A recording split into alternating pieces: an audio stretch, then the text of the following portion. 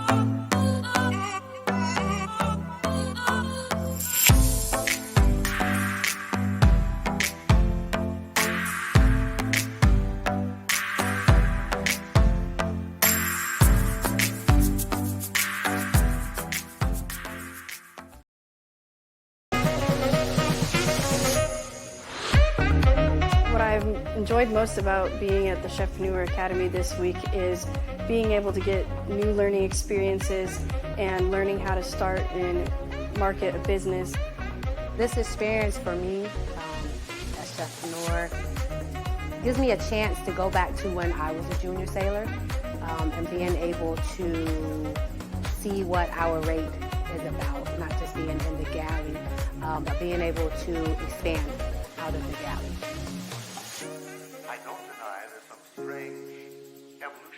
My passion has been restored. It brought back all the old memories of working in civilian world, doing all the cooking that I used to, what I love, how I used to do it, and it's going to push me forward and push me through the next 4 years of the ship that I'm at now.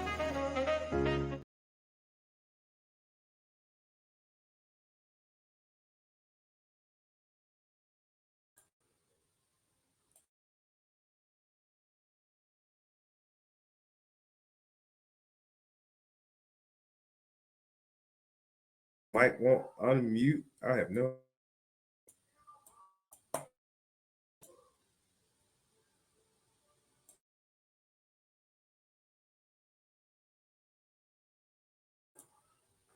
There we go. All right. What up, y'all? It's me, your boy Chef Plunder. Welcome to another episode of Chef Talk.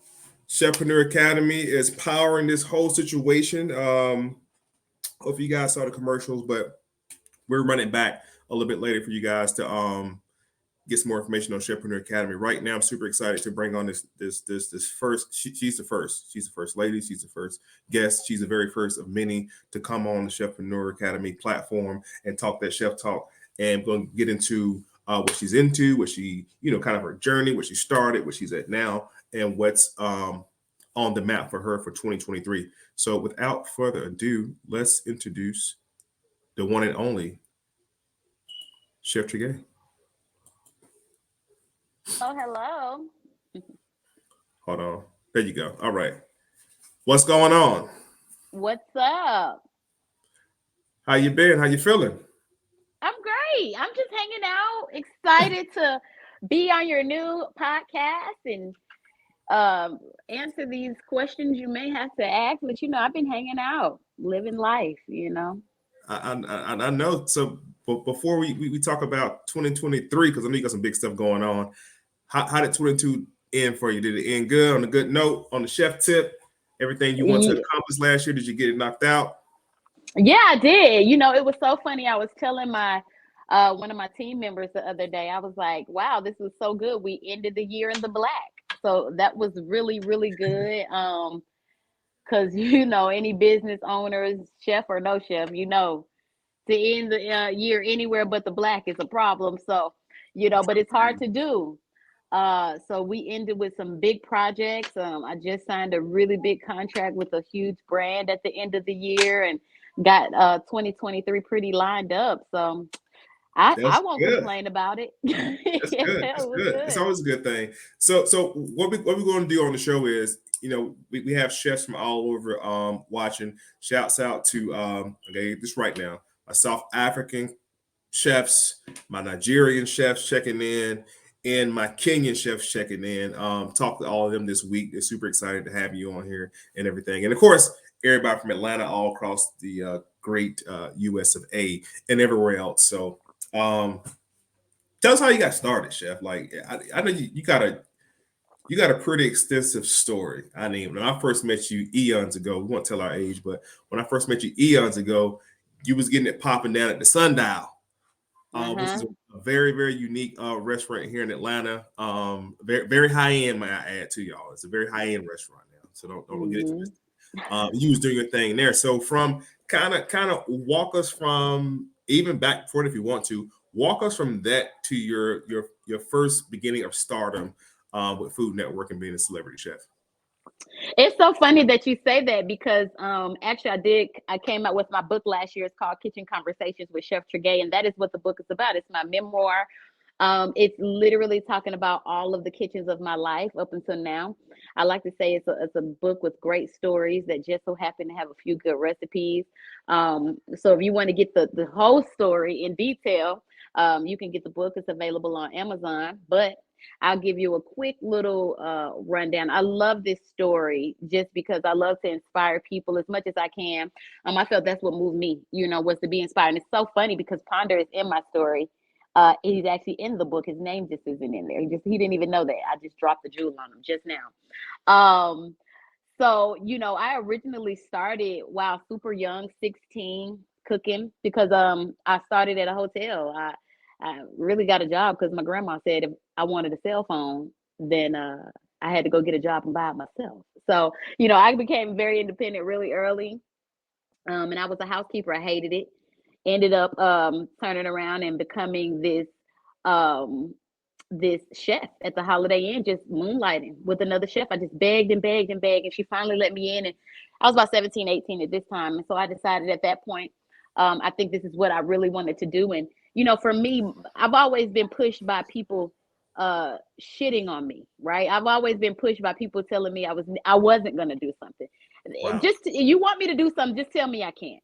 Right. And it was like, I remember a young chef, right, in the kitchen, super excited about everything, about life, about food. I was so happy that she let me cook. And I remember I just got so good. And I went and I said, I think I'm gonna go to college for this. And she looked at me and said, well, I don't know why you're not going to graduate. I couldn't believe she said that to me. Oh, wow. I said, oh, okay. So I definitely went to school on a mission, graduated top of my class, ended up going back and rubbing it in her face. But she wasn't there. She got fired, oddly enough. So see what happens when you being ugly? God don't like it, and he definitely don't play about me. So, long story short, speed it up. I go through college. I get out of college. I'm thinking, I'm hot shit. I graduated from college. Everybody's gonna hire me, right? Wrong. Nobody wanted to hire me because I was fresh and I was what they call green, and I'm new, and they're like, I'm not ready yet. So I ended up saying, you know, I've always also taken the power in my own hands. And this is just advice for anybody out there. So, you know, if you're not just going to give it to me, then I'll just go do it. So I went to Fifth Group in Buckhead Life, which is American Bold now, one of the top catering restaurants in Atlanta. And I told them I work for them for free. I worked for them for free for about 3 months because I wanted this job. And I ended up getting that job because they saw that I had that company on my resume. Fast forward, I'm in corporate, you know, working fine dining for years after this. And I remember waking up one morning and saying, I am just not that corporate. This is just not my life. Like, I'm a star. I'm not supposed to be here. And I remember people used to laugh. They thought it was so funny. And I went on Instagram and I remember saying, I'm just going to find some dope ass chefs and I'm going to meet these chefs and I'm going to connect and see what happens. So that's when I met Ponder. I met, God, what's the other, Steve? Is that his name? Chef Steve. Chef Alim, and a couple other great chefs here. And, you know, we all connected. And I remember Ponder and the other chef had called and they were like, you know, they wanted me to do the great food truck race with them. And so I'm like, okay, you know, sure. Needless, you remember we didn't make it. They said we were all too good. It would make for a boring show. But I remember Ponder calling me back and saying, hey, they wanted your info. They really liked you. And so I was like, what? You know, and I tell people this story. It's so funny because people will never tell you, like, you know, the steps. You know, everybody thinks that it's just a sauce. You just wake up and here you are. But there's steps to this. There's relationships. There's communication. There's you stepping out on your own. It's not one person or one thing. It's all of them together, right? So I remember being so grateful and like, wow, you know, because he didn't have to call me back and tell me that. He could have been like, what? Well, fuck that. You ain't calling me. You know what I'm saying? But he reached out. And so I was like, all right, cool. Fast forward past that, I started winning shows. I was on Cutthroat Kitchen. I won guys' grocery games. I just was going. Yep. And then I remember sitting in my bed, and this is a manifestation story. And I just love to share this, especially with up and coming chefs. I remember sitting in my bed and looking at Food Network Star season 11. And I remember saying, well, damn, you know, why they ain't call me? I'm seeing so many people I competed with on like Cutthroat Kitchen and stuff. I was like, fuck it, they're going to call me. I ain't worrying about it. And I'm not going to fill out the application. They're just going to call me. 2 weeks later, beat Bobby Flay, Cutthroat Kitchen, and called me back for a reunion and then Food Network Star. So, of course, I took Food Network Star. Long story short, I make it onto the show. We got to send in our wardrobe because they like, you know, they give us wardrobe, but you know me, I like to dress myself. So at the time, y'all, I was broke as a joke. I didn't have no fucking money. Okay. Bills were due. I remember being at the mall and walking in the mall. I remember seeing this black dress. It was $500. And I remember saying, man, I got paid. I got like 4 bills to pay, but I need that dress because that's the dress I'm gonna wear when I win. And I paced in the store for about 30 minutes. I'm buying the dress. I don't even, to this day, I can't remember how I paid my bills. I paid them one way or the other, but they was late, but whatever. So I get the dress, turn it in to the people, and I'm like, look, this is the dress I'm gonna wear when I win. She thought it was so funny. Everybody always did it. Even when I was in the corporate world, I'd be like, y'all gonna see, I'm gonna be a star. They thought it was so funny. But that is the dress I wore when I won. You know, and you know, even fast forward past that, it was always a challenge. You know what I'm saying? It's so many parts to this story. That's why it's so hard to tell because it was so many challenges, even getting on Food Network. I'm the first African-American woman to ever win Food Network Star. Facts. I'm the only urban African-American person on the network.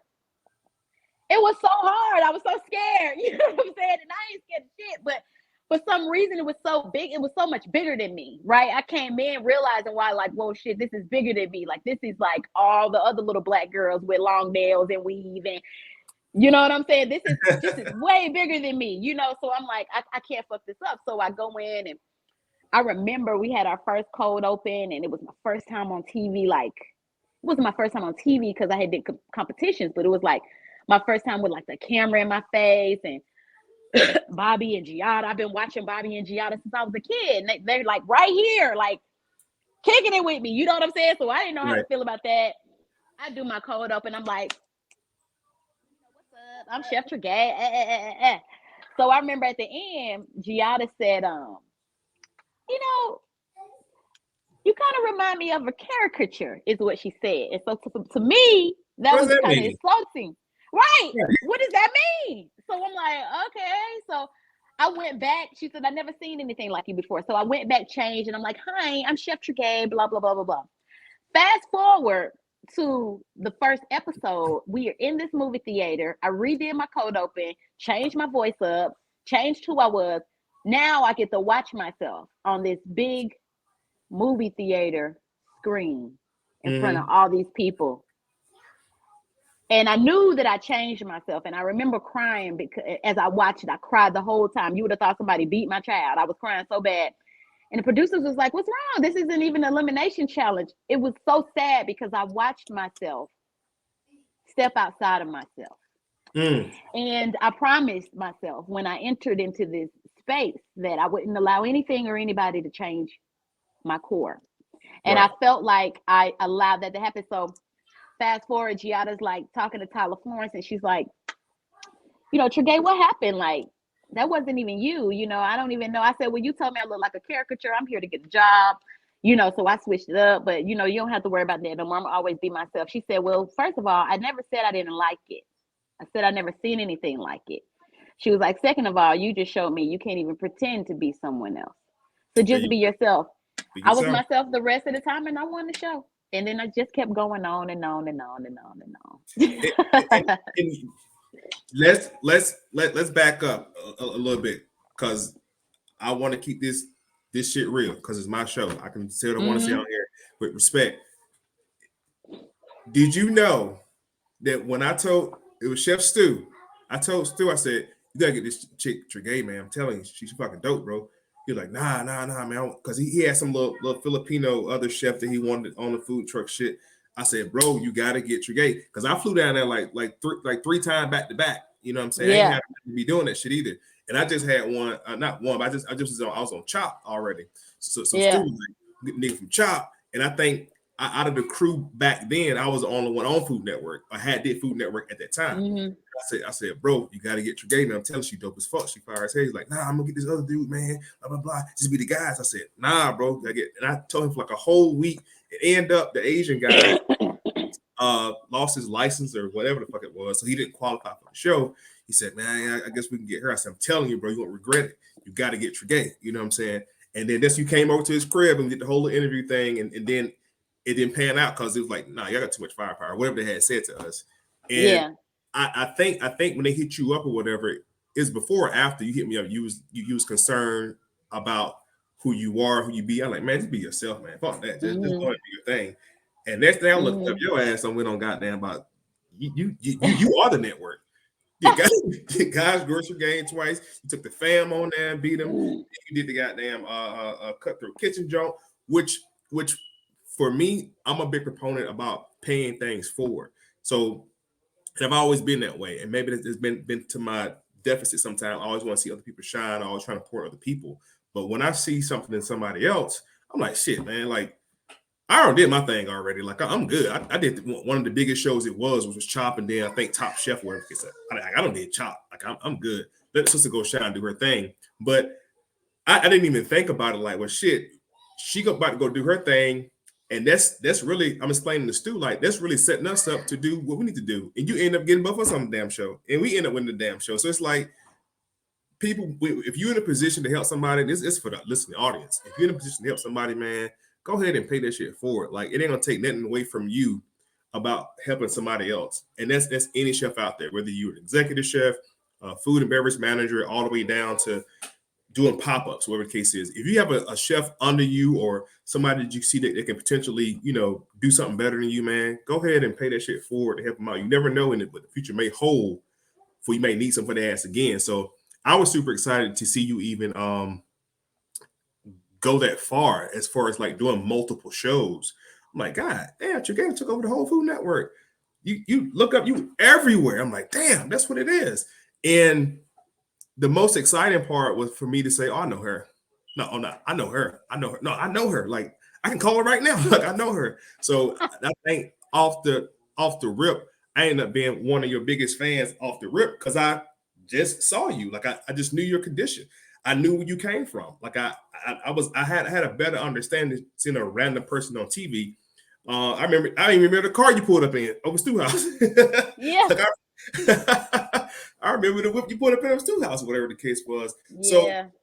it's always a great thing to for people to see, like myself or you or any other chef that I'm going to talk to later in the month, that we're just regular people. Like, we're just regular chefs. Like, if you look at the industry prior to you being the first African American female to hit network like that and blow it up, we're not really represented in food in any of the major networks.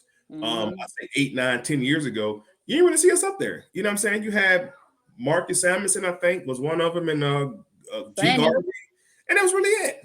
Yeah. Yep, that was pretty much it. That was it. So speak to us about, was it tough or rough or challenging for you being a Black female around all of that? Like, how challenging was that for you? Oh yeah, of course it's still challenging. You know, they have the good old boys team, right? Where, of course, you know, it's men or it's you know, the white men or whatever, you know what I mean? And then here we are trying to come up, and I always find that so funny, right? Because it always was like the moms and the women in the kitchen, and now but that's a whole nother conversation. But you know, it was always difficult. I always find myself, to this day, I still have to kick down doors. You know, it's not, I've accomplished so much and I still have to kick down doors. I still get told no. I still have to have that fuck it, I'm gonna keep going mentality. That never ends. I think people think that once you get a TV show, it's like you're set. Like, no, like by the time you're watching that TV show, I spent that check like so long ago. You know what I mean? Like, it's been over. You know, but you know what's so funny is during this time I find that it really humbles you and puts you in a space to where you have to master yourself, with mastering your time and mastering the appreciation for what God's blessed you with, right? Because I found myself always worrying about the next project, right? So for instance, when Keika Likes came out, that was my first show that Food Network actually gave me to host. And I remember I watched the whole season on Discovery Plus or YouTube or something like that. Because I missed the show, like on TV, because I was too busy worrying about my next show. Like, I was in the process of doing another pilot. I was doing this and and it just passed me by. So I really wasn't able to be in that moment with everybody else in that moment. And so I had to sometimes stop and just bask and be proud of the things that I do. In that moment, yeah. So, you know, and I found that we have to be proud of everything we do. We're moving mountains. We're accomplishing things that people dream of accomplishing. So that's what kind of keeps me whole, you know, like when I am having those hard times and it's like, or I am feeling like, you know, I know you just didn't give it to me because I'm this Black woman, you know what I mean? Or because I'm a little too much for you. And I, you know, I ain't for everybody, and that's okay. You know what I'm saying? But you just gotta I'm okay with not being for everybody. You know what I'm saying? I'm okay with what I've done and what I'm doing. And I'm okay with the great projects that I have coming. Just simply because, man, it's about to be fucking awesome. And you just have to live your life like that and worry about that. Once you get your head in that space, it's almost like the man, woman, Black, white situation doesn't even exist. Because you're not, you know what I mean? Like, I don't even give a shit. I don't care if you're white. I don't care if you're Black. I don't care if you're a man. I don't care if you're a woman. I plan on coming in here and taking whatever belongs to me. Now, I'm not going to take what belongs to you because I can't even do that. Only God can take what belongs to you. You know, God, I can't take nothing from you. That's right. So, and you can't take nothing from me. So when I walk into any room, I don't walk in intimidated. I don't walk in feeling like, oh God, you know, like I used to. I walk in like, this could be a pretty good gig. I'm about to come in here and crush this shit, knock it the fuck out, impress them. And, you know, if it's for me, it's for me. I never leave feeling like, oh man, I wonder what I did. I wonder, did I get this? I wonder, I walk out like I gave it everything I had. What else is there to do today? You know what I mean? Because I just have to be that way. I have to be confident in myself. I have to be okay with myself. You know what I mean? So that's how I deal with that. I don't deal with it. No, I know that's right. So talk to us about Food Network Star. Like, what's become of that, and what is to come of that, or are you going on to the next project now?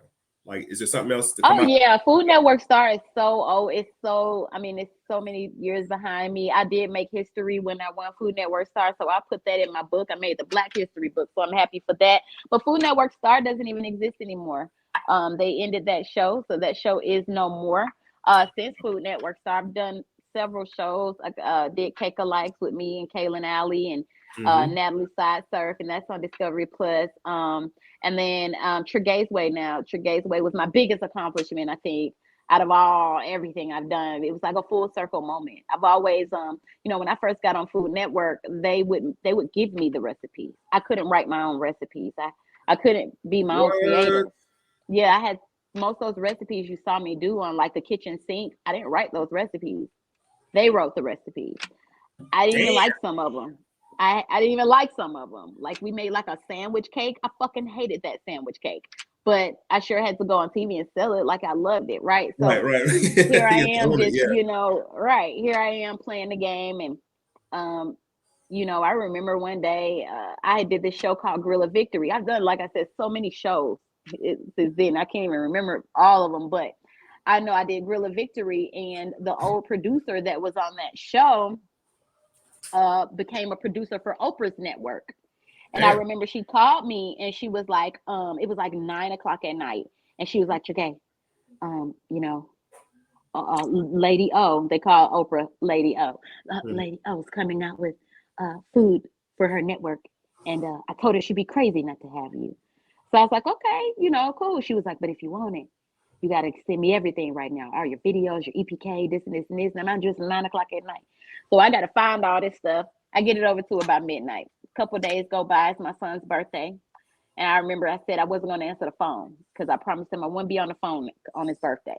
Right. I'm always on my phone or emailing or whatever. And I remember I was like, something told me, you better answer that phone. So when we were leaving the restaurant and I was like, man, I feel like I should answer this phone. So I answered. And she was like, hey, Tregaye, it's me. I just wanted to let you know she loved you. And, she's going to give you your own show. And you're going to start filming in 7 days. I was like, huh? Okay. Damn. This baby was created where, I have this show where it's about me. And these are my real friends. And this is my real family. And I'm creating the moments. Like every moment of Tregaye's Way was written and created by me. The producers were just there to make sure everything was under control, but I created the whole show, like everything. And it was just such a fucking phenomenal moment. And then when I get a call and they're like, okay, because we couldn't figure out what we wanted to name the show. And they were like, okay, we got it. Tregaye's Way. It was like a full circle moment because I've always had to, I went from competing to judging, from judging to hosting, doing whatever the people wanted me to do, doing commercials, doing this and doing that. And so it's like now I'm finally able to have it Tregaye's Way on a Black woman's network. My God. It was to date, I think it's still the number one moment in my career. I think. And it sounds like you've had so many coming from the start to the finish to where it's like, what else is there left? Tregaye, like there's not what else, then there's left. Like what else is there left? And as far as a celebrity chef, what else do you have to do? Like you've proven everything. You've disproven a lot of stuff too. And I think that you definitely had some divine favor of your life the entire journey to go from interviewing from that food truck crap who's trying to do up until now. That is crazy. So I want to talk about something else real quick. We'll talk about your family. How big of a role has your family played in your journey so far? I mean, like your sisters, your brothers, your babies. I feel like I watched your son grow up on Instagram. Right, He's a grown man now. Yes, little Zaire, he is on the show. Treshawn too. Treshawn's a grown man. My oldest son, he's in college now. Zaire, that's my baby. That's my mini me. That's my twin right there. And for Z, Z wants to get in front of the camera. He's very hands-on. Trishawn is more like, just feed me. I don't really want to do any of the other work. It's so amazing because Trishawn is he's a photographer and a videographer. I do have you know, two amazing sisters. That's my sister there, my brother. I have a younger sister. They're all doing great, you know, in their space and in their life. Zaire, go upstairs. They're all doing great in their space and in their life and things like that. You know, we just all thriving, I'm you really happy know, for you too. new love, new life, you know, things like that. I just So recently remarried to my husband Tyrone, so that's pretty awesome. So yes, it's like a lot of awesome things happening. yeah, I need to get with hubby and get in the gym. I'm like, you know what? Let me get in the gym. When I saw him, I'm like, Yeah. the gym, cuz. He has that effect on everyone. I swear to Yeah, God. man. It's so funny. He be walking around this house with no shirt on. And here I am eating something. I be like, nigga, sit your ass down. You always trying to show out. And he be looking at me like, I'm just walking. Right, right. By But you virtue. walking looking like that. You know what I'm Right. saying? It's ridiculous. Oh God. Looking like he need to be in a Tyler Perry movie. Listen, I mean, he's an actor though. He's an actor. He's a model. Oh, really? We're actually opening a lounge here. We're opening another little restaurant. We run a business together, but he also does personal training. So Nice. we're a little power team. We do everything together, pretty Nice, much. nice. Yeah. That is awesome. So, one other thing. Where is it at on here? Okay, it's right here. Is there anybody that you haven't met yet? Like chef wise, I think you probably met everybody in the industry already. I know we was in New York together for the Food and Wine Festival. I think when I saw you up there, that's my second or third time going back up there when I got invited to go through the chop tent or whatever the case was. So I think I had met a couple people, but is there anybody you have not met? I mean, chef wise, no. I pretty much met all the chefs. I've Yeah. worked with all of them. I pretty much probably got all their numbers in my cell phone. I talked to Sunny today, you know, so I'm cool with everybody pretty much. But I haven't met Oprah yet. You know, when I got on the network, it was the beginning of COVID, so she just, you know, hasn't been around since, like to visit and things like that. Yeah. Unless it's like a major event, so I haven't met her yet. That's the only thing. I got you.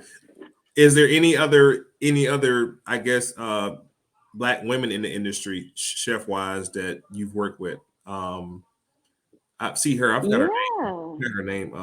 They were like the Sunny, Sunny Yeah. Anderson, the Neelys. I was actually doing a pilot for NBC, and the Mrs. Neely came on and did something, so that was pretty cool.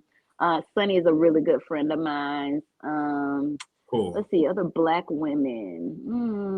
Major. That's a major that you. Oh, Carla Hall. That's my girl. Carla Hall. Okay. Yeah, that's my girl. Top chef, right? Yeah, and she's blown up all over the network. She actually just got a huge deal with the network, huge contract with them. So yeah, she's so sweet. I mean, she's the epitome of like a dope ass chef, like who's huge, but you know, you could always talk to her. Like of course I could talk to her because we're co-workers, right? But I felt like even if I wasn't on the network, I could talk to her and she would just be open with me and vibe. You know what I'm saying? Like, you know, but there have been chefs in the industry that aren't so vibey. You know what I'm saying? So I kind of stay out the way, bro. Like, I don't really be all in the mix. I'm not really like at all the chef parties. You know what I'm saying? Like, I ain't kissing no ass. Hey, if I get on the show, I get on the show.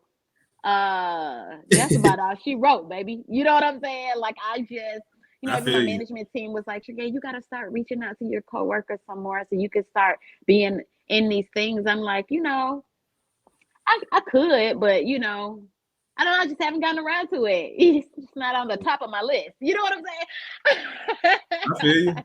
I feel you. And that's something that I was going to ask about, like, and you kind of hit on it earlier, like the politics of everything. Like, you know, there's certain chefs you can't, you know, be. I don't know. Like, is it political to deal with not necessarily the chefs? Because I'm pretty sure, to some extent, the celebrity chefs are probably like hip hop rappers and artists. They got their squad and their team, and you know what I'm saying. Is it Is it like that at all, or is it just like, nah, we good? It's very much like that. It's very much like that. Listen, at the end of the day, in this business, what I do want to put out to all these young chefs out there, listen to me so closely, so clearly. There's nothing that I can do for you. There's nothing that these people can do for you. They are not the gatekeeper. You are the gatekeeper. The only thing that I could do for you and other chefs that are on TV is give you advice about our journey. These chefs sometimes give you this notion that they can just change your life or make or break you. There's so many steps to it that they ask is in line still trying to get certain places. The chefs that you know that have been on TV for years, still waiting for shows, still sitting with their stuff sitting in the green room, still having issues with production and this, still asking to be on shows, you know, and that people that I guarantee you can just think of a name in your head right now and I'll be like, yeah, you know what I mean? Like, so at the end of the day, it's just like, don't look at them towards that. Look at them like, wow, you accomplished something. Wow, I'd love to pick your brain, you know, and see what steps you took. Because no matter what steps I took, no matter what steps anybody else took, you have to order your own steps. Now, you can get advice from me so that you won't do the things that I did. And I love giving that kind of advice, like, you know, making sure you have a lawyer to sign every single contract so you don't be like me and be stuck in the contract for 5 years with a network. You know, that ain't, then you can't do this. I couldn't even do a YouTube for so long. Really? I couldn't even have a YouTube channel. You know, there's so many. I was wondering about that. Yeah. Yeah, because you would see for a while, you'd be like, damn, I know you probably was like, damn, watch your ain't got a YouTube and shit. I couldn't get a YouTube. I couldn't have any other stuff because I had signed that Food Network Star contract. You know what I'm saying? So once I got out of that, any other deal that I do, my lawyer is on that. You know what I mean? Like, I tell people, I don't care how big or small it is. That's the kind of advice that you can get from people like me. Now, can I just put you on a TV show? I mean, yeah, because I'm going into production now. But even with me as a producer, the network has to buy the show.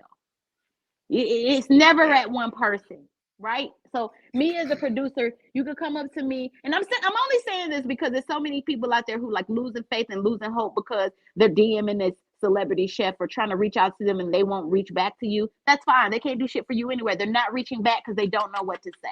Right. And they're not reaching back because they're trying to get their own shit together still, and they don't want you to know that. You know what I'm saying? So at the end of the day, it's like, take advice like that. Make sure you get those contracts signed. Little advice like that. Like, what do we do at a Skype interview? How should you handle yourself? Things like that.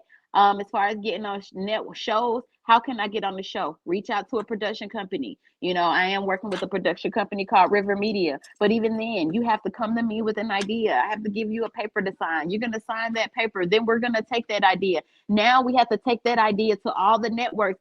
And then they have to want to buy it. If they don't want to buy it, I don't give a fuck who I am. I can't get you on TV. I can put you on and say, hey, you know what? Cutthroat Kitchen is doing an interview right now. Cutthroat Kitchen. You can look on there and I can know the owners. I know the owners of Chop. But have you seen me on Chop yet? No, because they have a certain rotation that they like to put in and this and this and this and this. And the owners can't be. You know what I'm saying? So at that time, the owners couldn't even get me in because it's a network thing. It goes from here to here to here. They have certain people they want to pick. They have a genre. They have a look. They have this for this time. It may change next month. It may be you next month. And they may be looking for your kind of person. But maybe this month they're not looking for your kind of person. It's all the luck of the draw. So stop falling for these quick-ass schemes. Oh, pay me this amount and I can make you successful. Stop falling for the shit. No, people can just give you advice. That's it. That's it. I'm trying to tell you. They can't do nothing for you. I used to get mad at, you know, my coworkers before I really got into it. Like, damn, that bitch hating on me. You know what I'm saying? Like, damn it. You know what I'm saying? Like, I'd be really mad. Like, you already doing it. You already doing big. You can't even let me know how to get on. You can't put me on the show with you. You can't get me on the show with you. You can't tell them to let me sit down next to you and do a show. Yeah, no, because they don't run nothing but they mouth. They don't run nothing but they mouth. They're not doing nothing but securing their bag and getting their check and going home and praying that someone else calls them with the check. That's how that goes. So it's like, give it a rest. You know what I'm saying? Like, don't let these people think they're better than you. Like, they your gatekeeper. Like, I could do this for you. No, you Right. can't. It's a process. Period. Wow. Wow, man. Well, listen, we almost at our mark. I definitely appreciate you for coming on here, man. Is there any advice that you can give to a young up and coming chef? But before you answer the question, a lot of shit has changed since you got started and I got started with Instagram and TikTok. Everybody a damn chef now. Everybody they put cheese on one more damn thing. Yeah. They put cheese on every damn thing, put seafood in every damn thing down here in Atlanta too. It's crazy. But with TikTok and Instagram and the reels and YouTube, or the case is, what sound advice could you give a chef, up and coming chef right now who may look at you or look at any other celebrity chef like, damn man, Trigay did like you inspire them to go in that direction. Is it Mm-hmm. necessary to go in that direction nowadays, or should they go do their own thing? What say you? You know what? I love the inspiration. Continue to look at your favorites page. I still do it. Go look at their page. Come look at my page. Come look at somebody else's page. Get inspired. Don't, and get your ideas. I'm not even gonna say don't copy, because that's why we're here. We're here to inspire you, to make you want to take what we did and make it better. Right? That's what we're here for. So at the end of the day, continue to get inspired by other people. Always put out content, great content. Social media is huge. I got my first NBC pilot because the producer watched my Instagram all the time.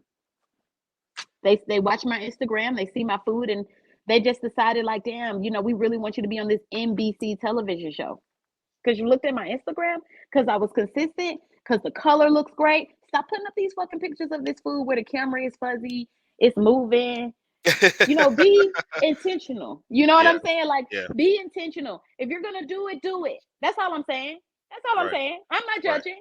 But if you're right. gonna do it, if you're gonna do a video, let it be crisp. Let it be clean. Let your hand be steady. Get a camera stand if you're a little shaky. Whatever it is you need to do. Study always. Honing your craft. Come up with a niche for yourself, and then ride on that. Now, Yeah, don't come up with 5 or 6 different niches. Come up with your main number one. This is you. This is who you are. And then maybe I don't even like to really have a backup niche, right? Because mm, that means you never believed in your first one. that's right. That That's means right. that you planned on, as soon as your first niche that you went into falls apart, that means you plan on quitting. So you have a And going to the backup plan next to one. jump onto them. Yep. No. If you don't have a backup plan, then you have to force yourself to push through. I ain't got no backup plan. I'm a chef. This is what I do. Now, I Right. may get tired of cooking, so if I do, what I'm going to do, go create a merch line. Y'all head over to tregaysplace.com. Get your hoodies. Get your hats. You know what Come I on mean? now. Get your honey. Get your cornbread. Get your chef's knife. Oh, well, when I'm tired of cooking, head over to tryhungry.com and book a Zoom class with me. I can teach you a class. I can be whatever I want to be within my genre. That's it. That's You know it. what I'm saying? And That's just it. stay focused and don't let nobody tell you what you can't do. You can be whatever the fuck you want to be, even if you don't see it yet. Believe it. It'll happen for you. I know that's Stay right. at it. That's I promise you it'll happen for you. words from the wise Chef Trigay, celebrity chef. Chef, I definitely appreciate the love. Thank you taking your time. I know you're super busy, man. Appreciate you. I won't Yeah. hold you too much longer. Stay up, All man, right. and y'all stay tapped in to Chef Trigay. You know what I'm saying? I think the next time we see you might be at Oprah crib drinking some lemonade or something. Oprah, I don't know. Who knows? It's on the way. It's Who on the knows? way. I'm gonna Y'all sow that stay seed tuned. for you right there. Stay tuned. Right. Stay tapped in. Make sure y'all follow me on Chef Trigay. Make sure y'all go to Amazon and get my cookbook, Kitchen Conversations with Chef Trigay. Head Go over to scoop it up. Discovery Plus and watch Trigay's Way. And go get y'all some merch. And stay tuned. We got some good stuff coming 2023. I'm excited about it. I know that's right. Once again, y'all, Chef Trigay, thanks for tapping in with me, Chef Trigay. Becoming a boss in the kitchen. This is the boss. This is the first lady boss. This is the first lady right here. You know what I'm saying? She did her thing. Thanks, Trigay. Appreciate you. Have a great and safe. Oh, it's a holiday weekend. Have a happy holiday weekend. Isn't it like? Isn't it a holiday It's weekend? MLK. Yes, MLK. That's MLK. right. We came to MB get and the our big A. brother birthday. That's right. I'm taking my kids down to the museum this weekend because they never been down there. Just check There it you out. go. There I know you it's for real. go. Appreciate it, Chef. Take care, and I'll talk to you soon. Thank you so much. All right. Peace and love.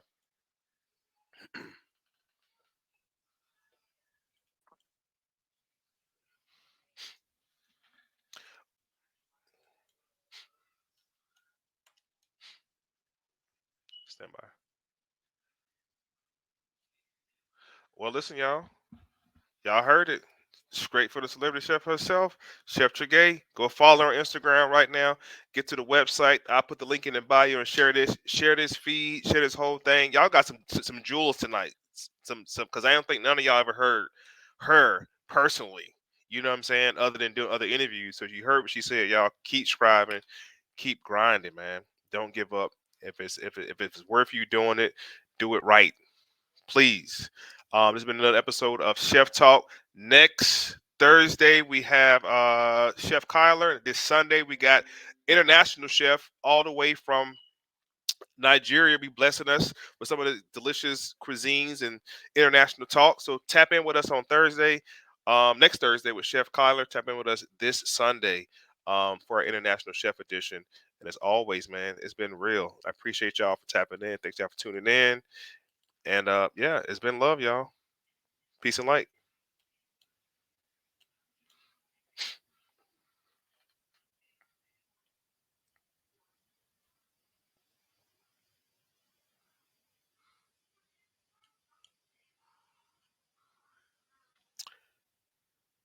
And we are clear.